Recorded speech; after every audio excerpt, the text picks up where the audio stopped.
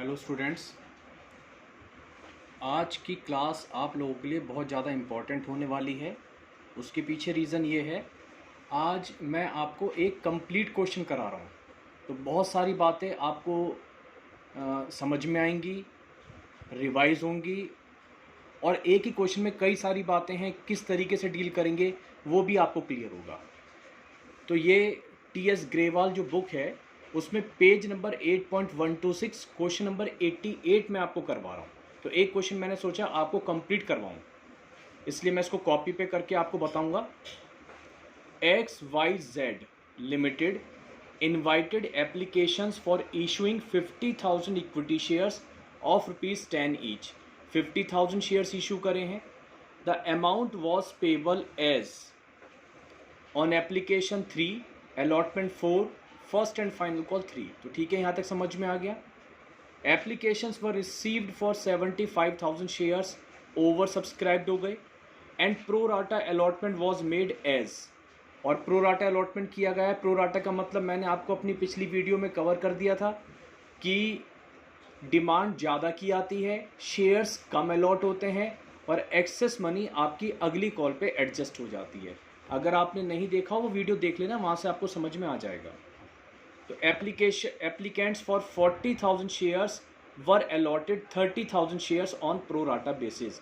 तो इन्होंने ना यहाँ पर दो कैटेगरी बना दी हैं, यानी कि जिन्होंने 40,000 की डिमांड करी थी, कंपनी ने उनको 30,000 शेयर्स दिए। अगर रेशो निकालूं तो 4 और 3 का रेशो आ रहा है। जो 4 शेयर मांग रहा है उसे 3 शेयर दिए गए। मान लो अगर कुछ बंदों को इस कैटेगरी में डाल दिया तो इसमें 4 वालों को 3 दिए गए हैं, और अगर किसी ने 8 शेयर मांगे होंगे तो उसको 6 दे देंगे, डबल कर दो। तो एक कैटेगरी इन्होंने ये बना दी, जिस कैटेगरी में ये मतलब जो भी लोग इस कैटेगरी में आएंगे उनको इस रेशो के हिसाब से शेयर्स वगैरह दिए जाएंगे। एक कैटेगरी और बनाई, 35 वालों को कितने अलॉट किए, 20,000 शेयर्स ऑन प्रोराटा। तो 35 वालों को 20 दिए। इसको अगर हम शॉर्ट करें तो ये हो जाएगा 7 और 4, है ना। तो 7 वालों को हम 4 शेयर दे रहे हैं। मैंने 5 से काटा तो 5 7 जा 35 और 5 4 जा 20।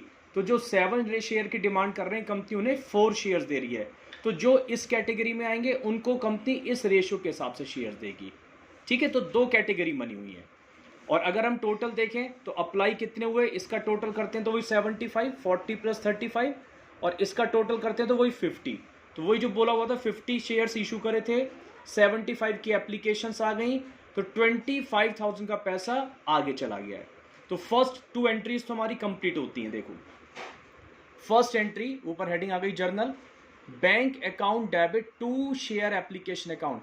अब देखो, अच्छा मैंने ना शॉर्ट फॉर्म वगैरह यूज कर रखी है, लेकिन आपको ऐसा नहीं करना है, ध्यान देना है। मैंने कोई नरेशन भी नहीं लिखी है, आपको लिखनी है। मैं तो केवल आपको कंसेप्ट डिलीवर करने की कोशिश करता हूं, ठीक है ना। प्रेजेंटेशन बस मैंने दिखाई है किस तरीके से करना है, लेकिन साथ साथ बताता चलूंगा।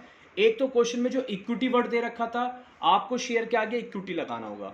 Bank account debit to equity share application account, spelling पूरी लिखनी है। बीइंग एप्लीकेशन मनी रिसीव्ड, ये एंट्री बनती है जितनी एप्लीकेशन हमें रिसीव हुई थी, और कितनी रिसीव हुई थी एज पर क्वेश्चन 75,000, और एप्लीकेशन थी कितने की, 3 की। तो 75,000 इंटू 3 2,25,000। सेकेंड एंट्री हम देते हैं शेयर्स अलॉट करने की, और जो हमने पैसा एडजस्ट किया था। तो share application account debit to share capital और टू शेयर अलॉटमेंट। प्रोराटा में यही तो होता है कि ज़्यादा की जो डिमांड आती है, आप जब कम शेयर्स देते हो तो एक्सेस मनी आप अगली कॉल पर, और अगली कॉल जर्नली अलॉटमेंट होती है तो अलॉटमेंट पे एडजस्ट करते हैं।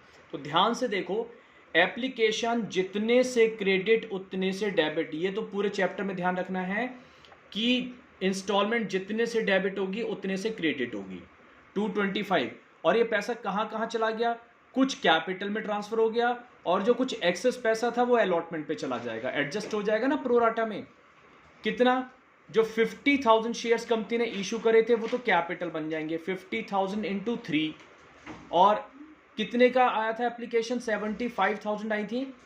50,000 शेयर्स हमने अलॉट किए थे, तो 25,000 एप्लीकेंट्स का पैसा आगे अगली कॉल पर एडजस्ट किया था, जैसे शेयर अलॉटमेंट बोलते हैं। तो 25,000 इंटू 3 ये आ जाएगा 75,000। तो इस तरीके से 225 का बाइफर्केशन आ गया कि इसमें से 1,50,000 हमारी कैपिटल बन चुकी है, और उसके बावजूद जो फालतू पैसा बचा वो कंपनी अगली कॉल पर भेज रही है। यानी कि कंपनी जब अलॉटमेंट रिसीव करेगी तो इतना पैसा कम रिसीव करेगी, क्योंकि लोगों ने पहले ये पैसे भेज दिए हैं। आगे चलते हैं। अलॉटमेंट 4 रुपीज की थी, तो पहले अलॉटमेंट ड्यू कर लेते हैं, यहां तक कोई परेशानी नहीं है। Share allotment account debit to share capital account.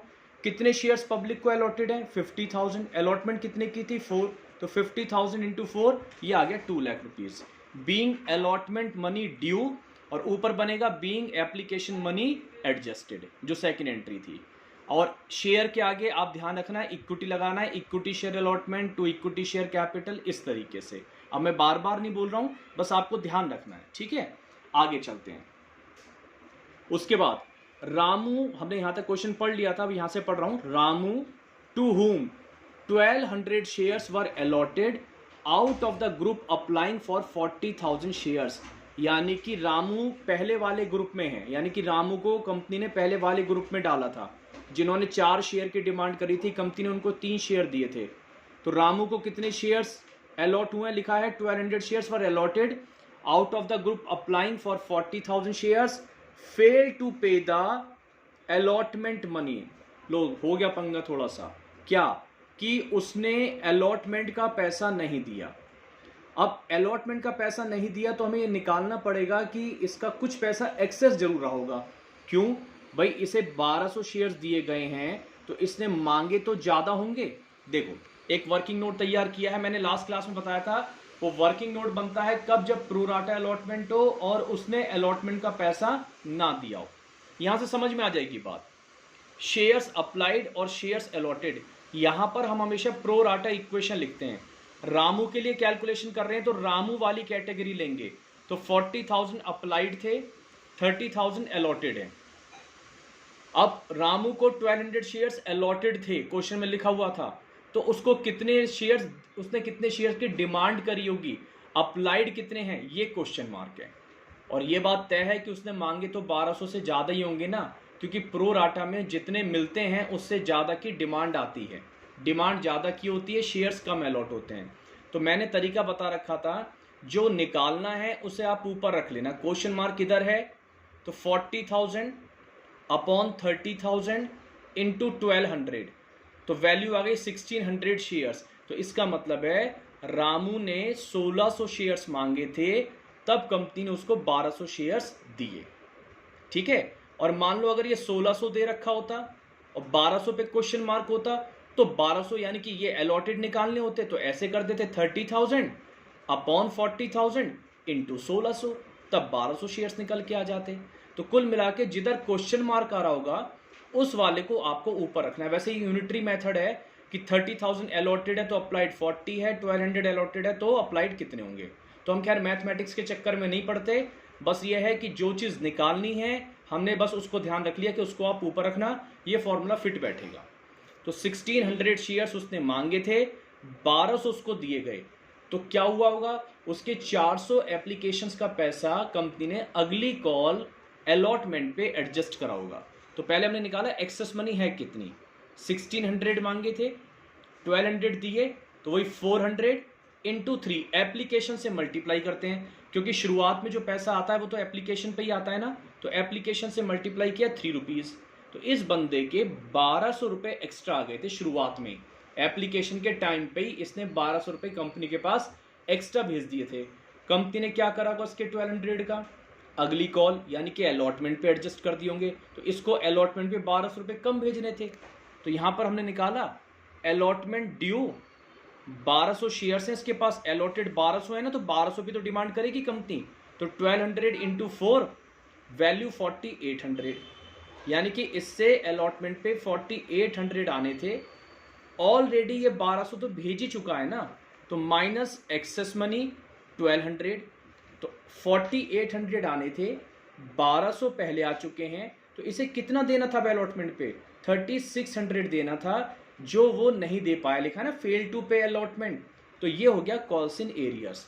तो इसको बनाने का पर्पस ये था कि देखो उसको 1200 दिए गए हैं तो उसने मांगे ज्यादा होंगे, सीधी सी बात है, प्रो राटा है तो कुछ ना कुछ पैसा उस बंदे का एक्सेस जरूर होगा।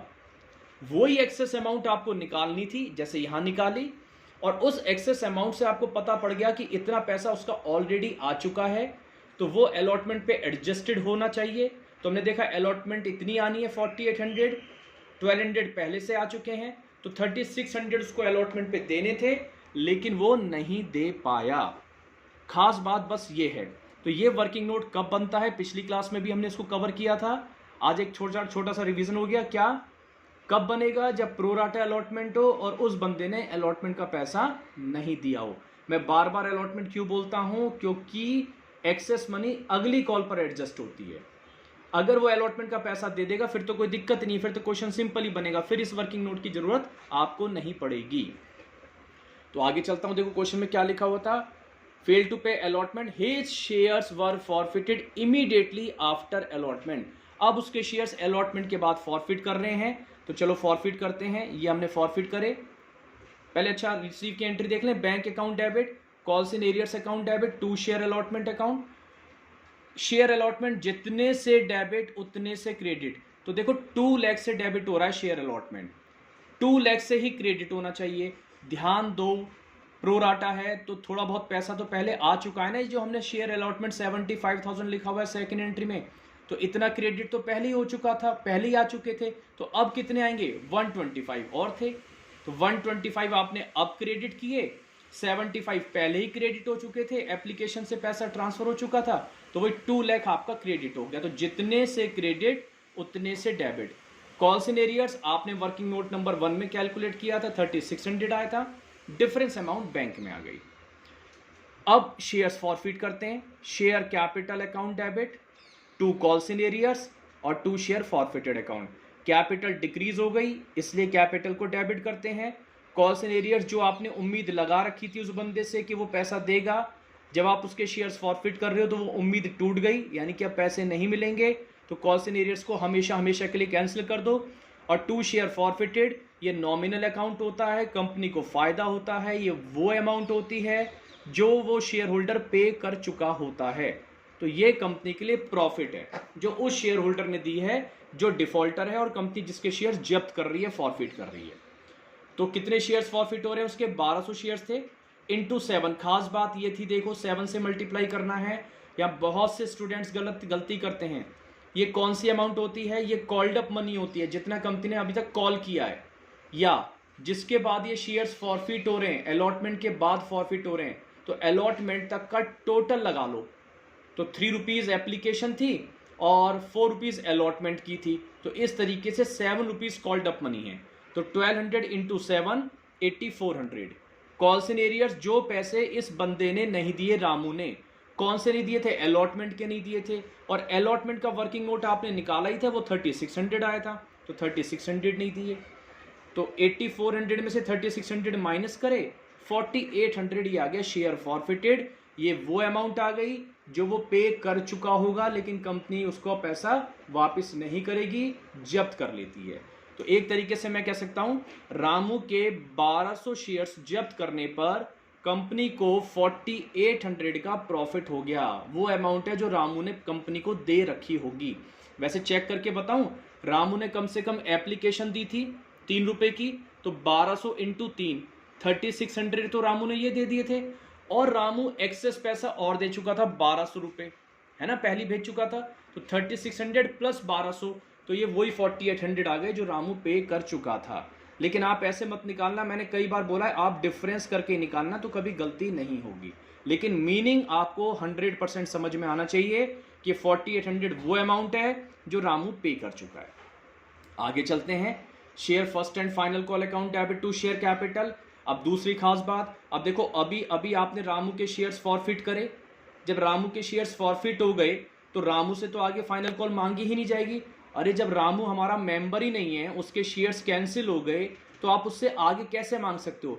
रामू की पिक्चर तो यहाँ से खत्म हो गई है ना, तो अब रामू का आगे कोई लेना देना है नहीं जब फाइनल कॉल मांगेंगे। तो ध्यान दो, 50,000 शेयर्स में से मैंने यहाँ 1200 शेयर्स रामू के कम कर दिए, 48,800 इंटू 3, तो ये आ गया 146,400 ड्यू करा, रिसीव करते हैं। Bank account debit, calls in arrears account debit, 2 share final call. मैंने कॉल्स इन एरियर्स क्यों लिखा, आगे पढ़ता हूं क्वेश्चन में। देखो शामू हु हैड अप्लाइड, ध्यान देना, शामू के बता रखे अप्लाई किए थे, मतलब डिमांड करी थी, मांगे थे, तो दिए तो कम होंगे इसको, तो हमें निकालना पड़ेगा कि इसको कितने शेयर दिए गए थे। Out of the group applying for 35,000 shares fail to pay the first and final call, his shares were also forfeited. तो ये कौन सी कैटेगरी में आ रहा है, 35 वाली कैटेगरी में आ रहा है। तो देखो एक वर्किंग नोट और बनाना पड़ा, शेयर्स अप्लाइड लिखा, शेयर्स अलॉटेड लिखा, 35,000 और 20,000 अलॉटेड थे, दूसरी कैटेगरी है ये। शामू, अब की बार शामू के अप्लाइड दे रखे हैं, ध्यान दो, अलॉटेड क्वेश्चन मार्क है, क्योंकि मुझे देखो अलॉटेड तो चाहिए तभी तो पता पड़ेगा कि शामू को कितने शेयर्स दिए गए थे, ताकि मैं उसके निकाल पाऊं कि उसने कितना पैसा नहीं पे करा। तो हमने सॉल्व किया, 20,000 को ऊपर रखा जो निकालना था, अपॉन 35,000 इंटू 700, तो ये आ गया 400 शेयर्स, मतलब शामू को 400 शेयर्स दिए गए थे। बस इसमें यही निकालना है, इसमें ये आगे वाला प्रोसेस नहीं होगा। क्यों नहीं होगा, क्योंकि शामू ने अलॉटमेंट तो दे दी थी। ये आगे वाला प्रोसेस एक्सेस मनी और अलॉटमेंट तभी निकालते हैं जब वो अलॉटमेंट का पैसा नहीं देता है। तो हमें तो केवल यहाँ ये निकालना था कि शामू को कितने शेयर्स दिए गए थे। अगर क्वेश्चन में ये बता देता कि शामू को 400 शेयर्स दिए गए थे तो हमें ये भी नहीं करना पड़ता, ठीक है। तो अब यहाँ पर वापस आता हूँ, तो bank account debit, calls in arrears account debit, 2 share final call, first and final call. First and final call जितने से डेबिट 146,400 उतने से ही क्रेडिट 146,400। कॉल्स इन एरियर्स में शामू के अभी हमने 400 शेयर्स निकाले थे, उसके पास 400 शेयर्स हैं, तो 400 इंटू 3, फाइनल कॉल 3 की है, 1200 नहीं दिए, तो डिफरेंस अमाउंट शामू ने पे कर दिया 145, मतलब शामू कह रहा हूँ सॉरी, कंपनी के पास बैंक में आ गया 145,200। अब शामू के शेयर्स फॉरफिट करने हैं, तो शामू के शेयर्स फॉरफिट करने की entry, share capital account debit, 2 calls in arrears, 2 share forfeited, 400 into 10।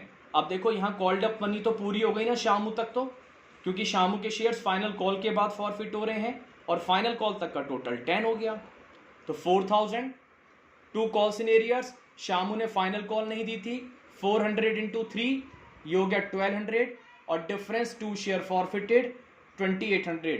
ये फिर देख लो 2 शेयर फॉरफिटेड क्या चीज है, ये वो अमाउंट है जो कंपनी को मिल गया था शामू की तरफ से और कंपनी ने उसका पैसा जब्त कर लिया। अब देखें शामू ने कौन कौन से पैसे दे दिए थे, वैसे एप्लीकेशन और अलॉटमेंट 7 रुपए दे दिए थे, तो 400 इंटू 7 वही 2800 आ रहा है, ठीक है। लेकिन मैं फिर बोल रहा हूँ आप इस चक्कर में मत पड़ना, आप तो बस डेबिट में से क्रेडिट माइनस कर लेना 2800, लेकिन पता होना चाहिए है क्या, ये वो अमाउंट है जो शामू की तरफ से पे कर दी गई थी और कंपनी ने उस पैसे को जब्त कर लिया। शेयर फॉरफिटेड, कंपनी को फायदा होता है, तो ये शामू के शेयर्स जब्त करने पे कंपनी को फायदा है। ये 400 शेयर्स पे कंपनी को 2800 रुपए का फायदा हुआ है। आगे क्वेश्चन पढ़ता हूं, फिर वो कह रहा था out of the forfeited shares 1000 shares were reissued at the rate of 8 per share as fully paid. तो कितने शेयर्स री इशू करे, 1000, तो बैंक अकाउंट डेबिट 1000 इंटू 8, 8000। कितने का लॉस हुआ, 2 रुपए का। जो लॉस होता है कंपनी अपने फॉरफिटेड वाले प्रॉफिट में से पूरा करती है, तो share forfeited account debit 1000 into 2। इसके ऊपर देखो मैंने अपनी एक अलग क्लास 2 वीडियोस आपको कवर कर रखे हैं, क्यों डेबिट होता है, किस लिए करते हैं, तो मैं वो बात डिस्कस आज ज़्यादा नहीं कर रहा हूँ। मैं तो क्वेश्चन समझाने की कोशिश कर रहा हूँ कि इतना लॉन्ग क्वेश्चन आता है तो उसमें कैसे कैसे कौन कौन सी बातें आपको ध्यान रखनी है। 8 मार्क्स का क्वेश्चन आता है इस टाइप का। और 2 शेयर कैपिटल, कंपनी का एक मेंबर इंक्रीज तो कैपिटल भी increase. Last share forfeited account debit to capital reserve. अब इसमें भी एक छोटी सी प्रॉब्लम ये है कि शेयर्स तो फॉरफिट हुए ज़्यादा, रामू और शामू के देखे जाएं, 1200 रामू के थे, 400 शामू के थे, 1600 हुए, लेकिन रीइशू कितने हुए, 1000 हुए हैं। और उसमें किसके बता रहा था, सारे के सारे included the reissued shares included all the forfeited shares of Shamu. तो देखो कैसे करेंगे। अब इसमें एक वर्किंग नोट और, Ramu plus Shamu is equal to total, forfeited shares लिखे मैंने, रामू के 1200, श्यामू के 400, टोटल फॉरफिटेड 1600। री इश्यूड शेयर्स हमें बता रखे हैं 1000, ये बता रखा है, और एक ये बता रखा है कि श्यामू के सारे हैं तो 400 हो गए, तो रामू के कितने हुए होंगे, 600 हुए होंगे। अगर कुछ नहीं बताते हैं तो ध्यान रखना पहले वाले के पूरे माने जाते हैं, अगर कुछ नहीं बताते कि किसके रीशू हैं तो पहले वाले में से मानते हैं, ठीक है। तो इसमें बता रखे थे तो श्यामू के पहले लिखे, 600 रामू के हो गए। अब रामू के लिए तो कोई, सॉरी श्यामू के लिए तो कोई दिक्कत है ही नहीं, जितने फॉरफिट उतने रीशू, तो श्यामू की तो पूरी फॉरफिटेड अमाउंट काम में ले लो। फॉरफिटेड अमाउंट ऑफ श्यामू यानी कि श्यामू से जो फायदा हुआ था कितने शेयर्स पे, 400 शेयर्स का फायदा था 2800, तो मैंने यही लिखा 400 शेयर्स का फायदा 2800। अब ये 400 शेयर्स किसके थे, श्यामू के थे, और फायदे का नाम क्या है, फॉरफिटेड अमाउंट, तो फॉरफिटेड अमाउंट ऑफ श्यामू 2800, तो ये 400 शेयर का फायदा हो गया। अब हमें कितने का फायदा लिखना है, 600 शेयर्स का, 1200 थे, 600 रीशू हैं, तो पहले जरा रामू का फॉरफिटेड का देखिए अमाउंट कितनी थी रामू की हमने ये एंट्री बनाई थी, तो रामू से फायदा हुआ था हमें 4800 का, कितने शेयर्स पे, 1200 शेयर्स पे 4800 का प्रॉफिट हुआ था रामू की तरफ से, तो 4800 का प्रॉफिट हुआ था 1200 शेयर्स पे, तो एक शेयर पे कितना हुआ डिवाइड कर लूं, और 600 शेयर्स पे कितना हुआ, क्योंकि मुझे 600 शेयर्स का फायदा निकालना है ना, जो शेयर्स रीशू करे गए हैं, तो कितने रामू के कितने रीशू करे गए थे, 600, तो कैसे निकाला, फॉरफिटेड अमाउंट ऑफ रामू या रामू के 600 शेयर पे फायदा, 400 का फायदा ये निकाला हुआ है, 600 का फायदा हम निकालने जा रहे हैं, तो 4800 अपॉन 1200 इंटू 600, 4800 रुपये फायदा हुआ था, 1200 शेयर पे हुआ था, एक शेयर का प्रॉफिट आ गया, इंटू हमने 600 शेयर्स रीशू करे थे, तो इंटू 600, तो टोटल प्रॉफिट आ गया 2400। तो ध्यान से देखो, ये 400 शेयर्स का प्रॉफिट है श्यामू वाला, ये 600 शेयर्स का प्रॉफिट है रामू वाला, तो टोटल प्रॉफिट 1000 शेयर्स का आ गया जो हमने रीशू करे 5200, माइनस लॉस ऑन रीशू, जो रीशू करने पे लॉस हुआ 2000, तो कैपिटल रिजर्व अमाउंट 3200, वो अमाउंट यहां पर आ गई, ठीक है। तो आई होप ये क्वेश्चन आपको समझ में आया होगा और कई सारी बातें आपको इसमें क्लियर भी हुई होंगी। बाकी बात करते हैं हम लोग अपनी नेक्स्ट वीडियो में। Thank you.